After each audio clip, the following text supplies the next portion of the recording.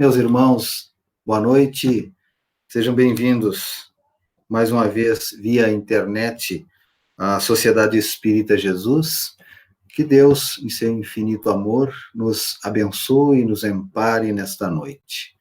Possamos estar nos seus lares, levando a mensagem da doutrina espírita, com o amparo de Deus e dos amigos espirituais. Meus irmãos, nesse mês, a Sociedade Espírita Jesus completa os seus 93 anos de existência no plano físico. E ela a administração programou várias palestras, cuja temática principal é família, vida e paz. Então, neste mês, cada expositor trouxe a sua colaboração para elucidar os temas propostos. E nessa noite nós falaremos sobre o tema Família, Jesus e Atualidade.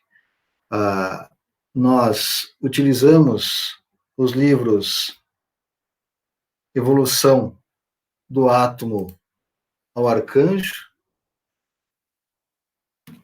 o livro Família, Vida e Paz, o livro Arte Moral de Educar os Filhos, Vereda Familiar, psicografia de Raul Teixeira, além do Evangelho e do livro dos Espíritos. Bom, nós vamos perceber ao longo da trajetória da evolução humana que a família, que o núcleo familiar passou por inúmeras modificações.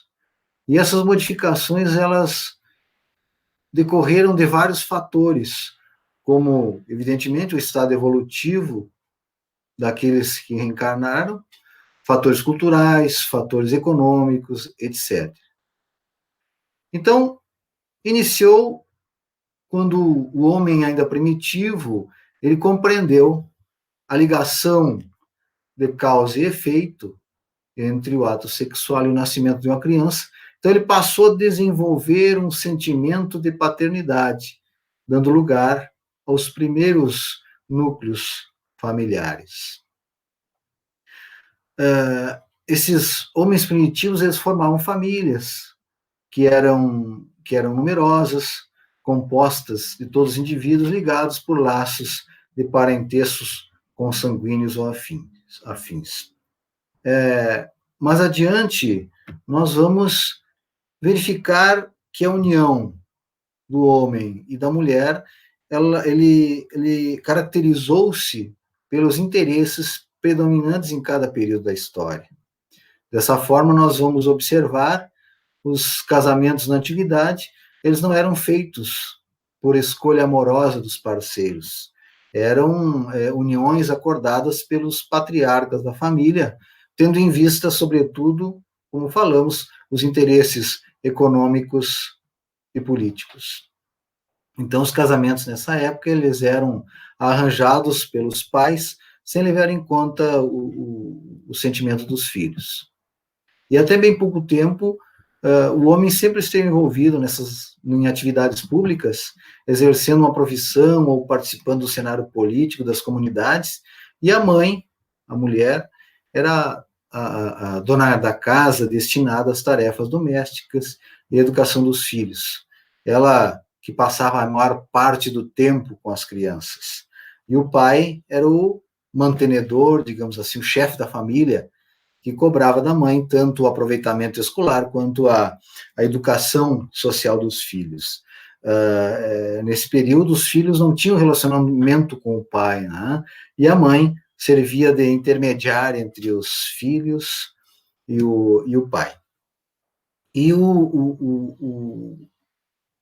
para o homem, havia uma necessidade de formar um lar onde pudesse formar os herdeiros dignos das suas tradições.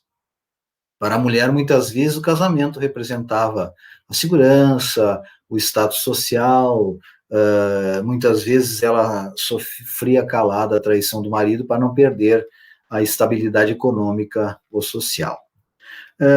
Mas o tempo foi passando, e com essas mudanças do núcleo familiar, até os dias de hoje, nós vamos verificar conceitos diferentes de família. Então, o conceito passou por profundas modificações, por as transformações sociais que foram impulsionadas por elementos econômicos, elementos culturais, afetaram nas relações familiares. E atualmente, elas se configuram da seguinte maneira. Nós vamos encontrar a família denominada monoparental, né?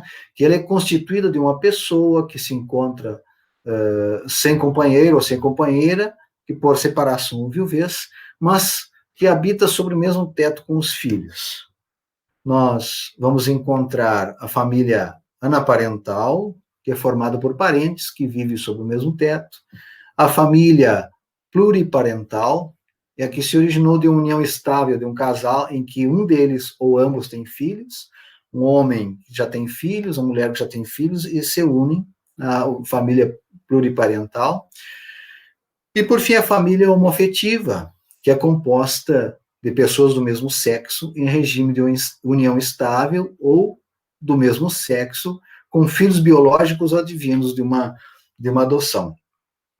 Ou seja, as novas configurações de famílias são consanguíneas ou não, com o pai, mãe e filhos, pai e filhos, mãe e filhos, irmãos sem pai e mãe presentes, dois pais e filhos, duas mães e filhos, ou somente o casal. Na atualidade, se constitui essa organização, digamos assim, familiar.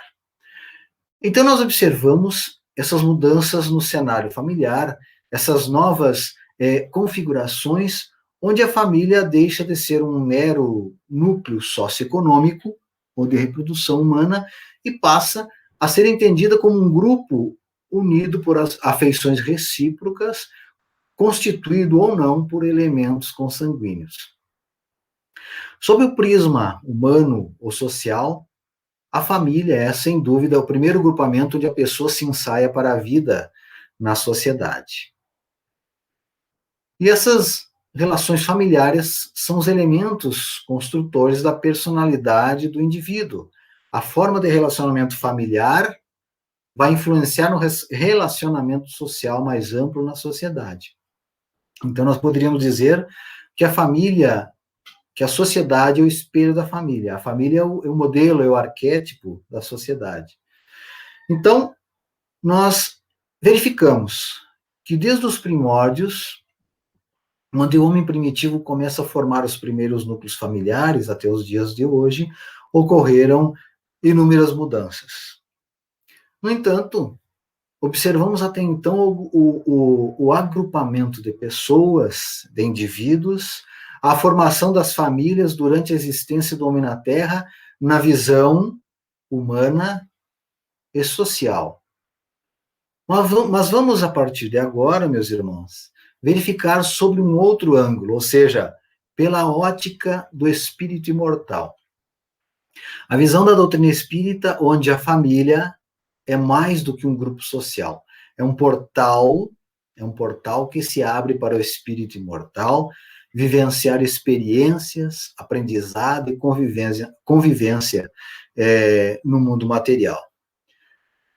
Nos diz Camilo, no livro Vereda Familiar, na psicografia de Raul Teixeira, que a família inquestionalmente constitui o mais notável núcleo de libertação e de aprendizagem para os espíritos chegados ao mundo das densas energias nas atividades de renovação individual. Núcleo de aprendizagem individual por meio de convivência no coletivo.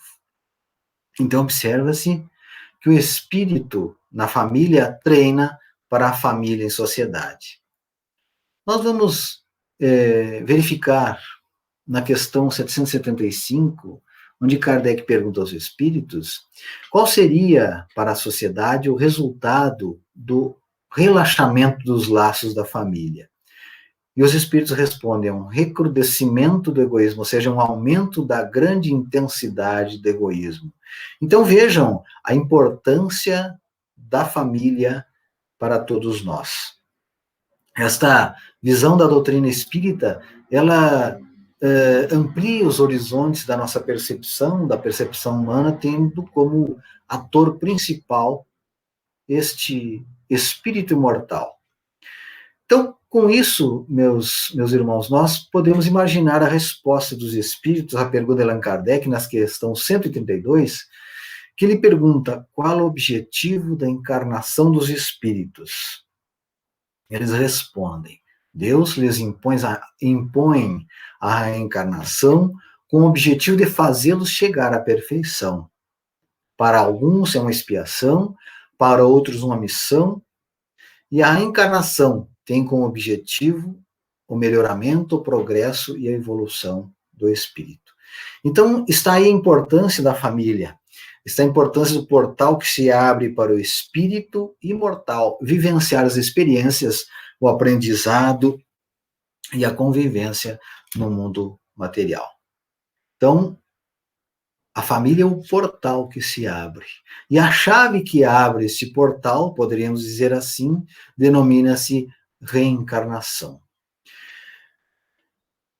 No livro Missionários da Luz, André Luiz descreve a história de um espírito que está prestes a reencarnar, que após muito estudo, após muito preparo, após muita oração, ele prepara-se para retornar ao corpo físico. E nesse livro, André Luiz descreve a aproximação do espírito reencarnante com os futuros pais, porque esse espírito ele teve a oportunidade de escolhê-los. E no momento da emancipação da alma dos futuros pais, ou seja, no sono, eles reúnem pais, futuros pais e espírito reencarnante, e são aproximados, né, pela égide, pela proteção dos mentores espirituais. E essa aproximação, nesta aproximação começa, conta André Luiz, né, um intenso trabalho dos mentores espirituais, visando amenizar as dificuldades mútuas, porque, nesse caso desta história, não havia afinidade entre os espíritos por conta de dívidas pretéritas. Então, conta André Luiz que os mentores tentam conscientizar eles e falam da importância da reencarnação para ajustarem-se e seguirem em paz como amigos fraternos. Então, nós verificamos, meus irmãos, que a reencarnação ela propicia essa transformação de antipatias, ódio e indiferença em amor. E os pais terão essa importantíssima tarefa de auxiliar esse espírito na Terra, que retorna ao corpo físico através do ventre materno da mamãe. E assim, com essa história, nós aprendemos que cada reencarnação ela possibilita ao espírito o retorno ao convívio familiar para os necessários reajustes, com aquelas pessoas com as quais já relacionamos no passado, como também para serem criados novos vínculos, novas oportunidades de aprendizagem no ambiente familiar. Para isso, são programados no mundo espiritual os aspectos mais significativos de cada existência. Importante, meus irmãos, ressaltar que a participação efetiva do espírito reencarnante nesse processo da escolha das provas. Na questão 258 do Livro dos Espíritos, nós vamos observar a seguinte pergunta: quando no estado errante, e antes de reencarnar, o espírito tem a consciência e a previsão das coisas que lhe se sucederão durante a vida, e os espíritos respondem. Ele próprio escolhe o gênero de provas que quer suportar, e é nisso que constitui o livre-arbítrio. Então, o espírito, ele avalia a sua própria situação em face da existência corporal que ele vivenciou anteriormente, a fim de fazer um levantamento do que ele ganhou, do que ele perdeu, dos seus méritos, dos seus deméritos, de tudo que fez parte naquela concluída jornada terrena e nas anteriores também, com vistas a um planejamento futuro que poderá ser necessário que ele vá implantar. Então, a partir desta avaliação, vai ser delineado, vai ser tracejado, digamos assim, o futuro deste espírito que está por reencarnar, em função das necessidades a serem atendidas, das virtudes a serem expandidas e postas em benefício geral. Enfim, tudo é projetado em razão da intensidade das provações, das expiações ou das missões que o espírito possa dar conta a fim de alcançar na escala de ascensão. É conveniente que nós venhamos abrir um parêntese para conceituar a expiação.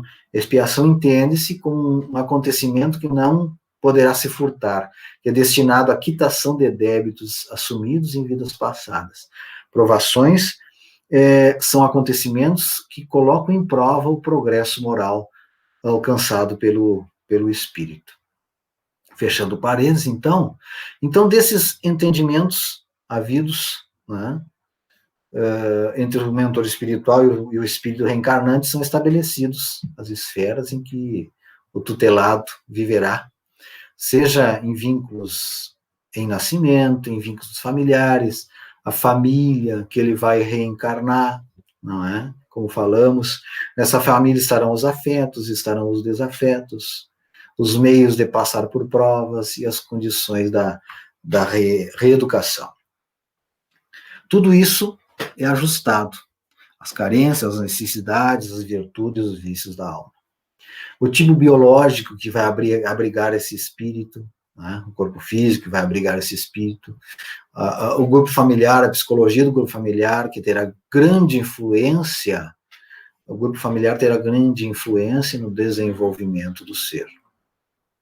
Os desafios que deverá enfrentar para a conquista, né? Os desafios, por exemplo, a tolerância, a paciência, a fé em Deus,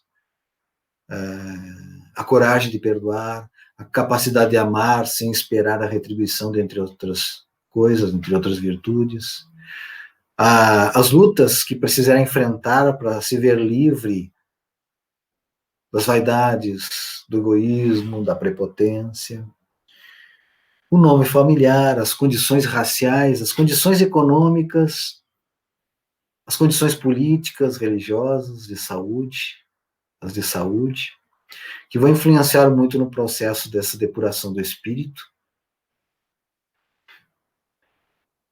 Enfim, meus irmãos, essas circunstâncias em que o indivíduo está exposto, ele trará a capacidade de decidir o livre-arbítrio. Essa exposição, digamos assim, que ele vai passar, né? Essa influência do meio que ele vai passar, influência do meio, né? Mas ele, através dessa influência, ele vai ter condições, a chance de comparar, a chance de criticar, de avaliar o que deseja fazer e as consequências dos seus atos. E quando esse espírito chegar, esse ator chegar ao palco da vida, né, ele vai receber cuidados de instrutores, de cuidadores, e esses cuidadores são chamados pais. Os espíritos, eles precisam unir-se aqui na Terra para a formação de um lar. Esses espíritos podem ter sido companheiros em outras existências, podem ter desempenhado os mesmos ou diferentes papéis no cenário familiar. E quando houve entre eles um cenário conflitivo, em que ambos se feriram ou juntos causaram mal a outros, esses espíritos deverão voltar a esse mesmo lar. E essa volta se dá através, como nós vimos, do planejamento reencarnatório, onde eles retornam juntos para resgatar os compromissos assumidos em outras existências. Depois de zerados todos esses comprometimentos mútuos, os espíritos podem escolher-se por afinidades, isto é, por amor, para juntos desempenharem importantes tarefas. Quanto aos pais, meus irmãos, vamos observar que os laços que unem podem ser laços da necessidade, né, para o reajustamento emocional dos espíritos, ou laços de afinidade, que são alianças que libertam as almas para o crescimento espiritual. Nos diz Zoé Paim, no livro Educação do Átomo ao Arcanjo, que lares bem constituídos não se formam através de contratos de casamentos amparados por leis civis, mas pelo comprometimento de dois seres que se unem pelos verdadeiros laços de amizade, de amor e de respeito. E o filho reencarna com a finalidade de aperfeiçoamento e é acolhido por esse casal. A criança não nasce de uma folha em branco, como pensavam ou pensam muitos filósofos, muitos pensadores, muitas pessoas. Mas sim, esse espírito renasce,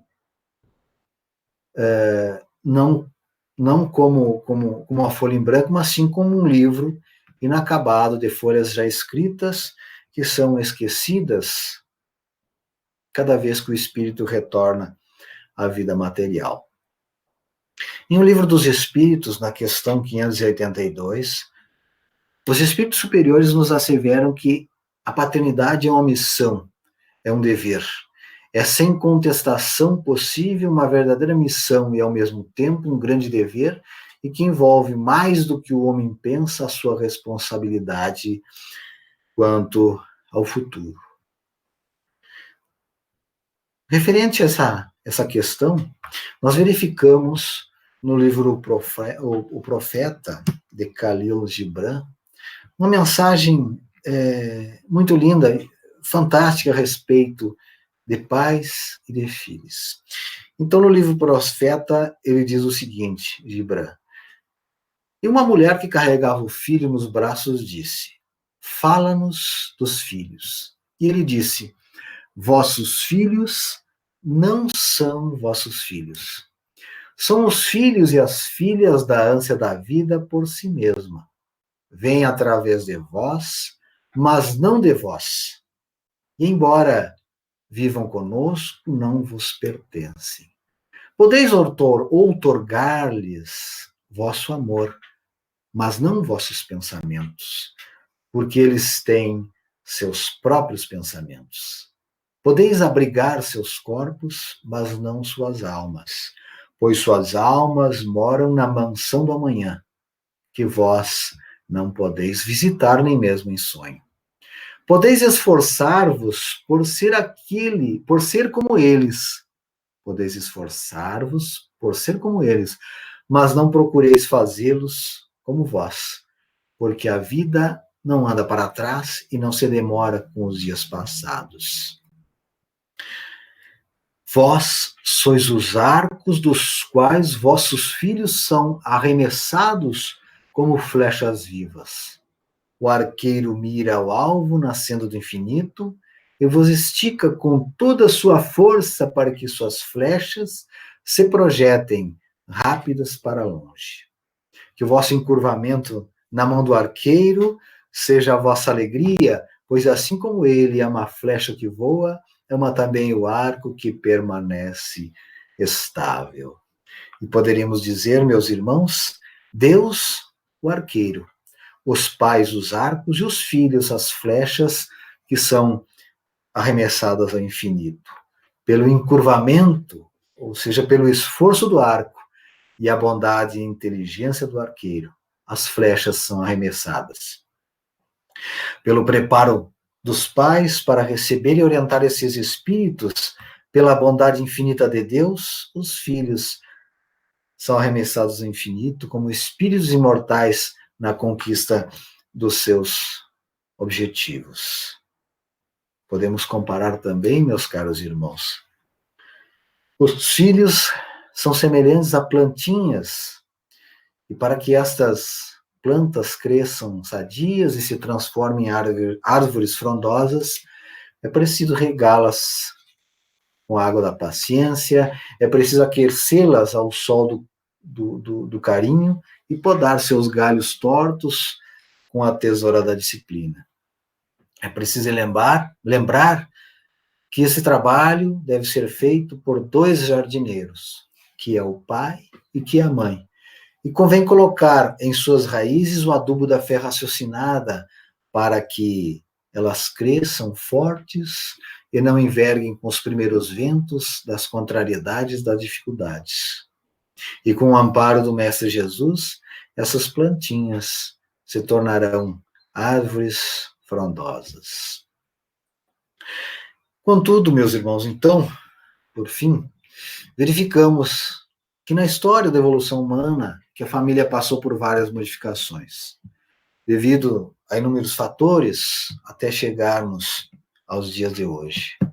Verificamos que cada criatura retorna ao mundo, cada espírito retorna ao mundo pela lei da reencarnação e traz consigo as suas bagagens morais, intelectuais, emocionais, psicológicas, traz consigo as suas habilidades adquiridas ao longo da sua evolução.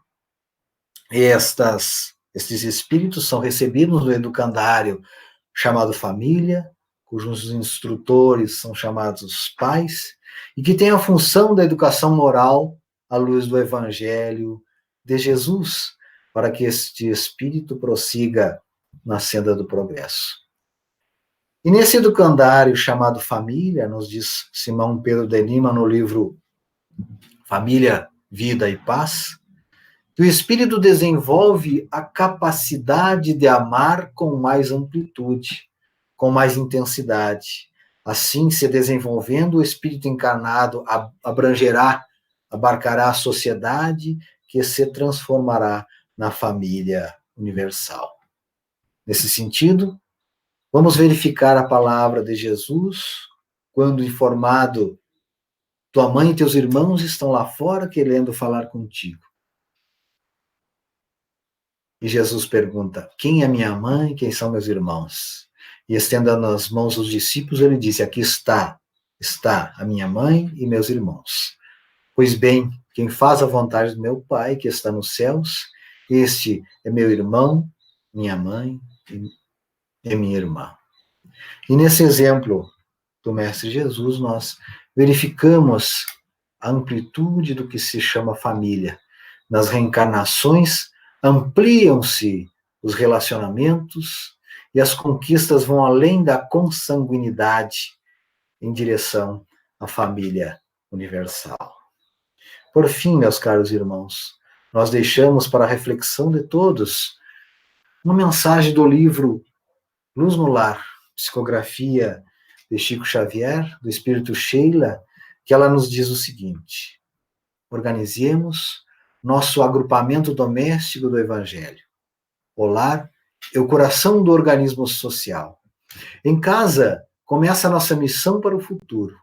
Entre as paredes do ambiente familiar, preparemo-nos para a vida com todos.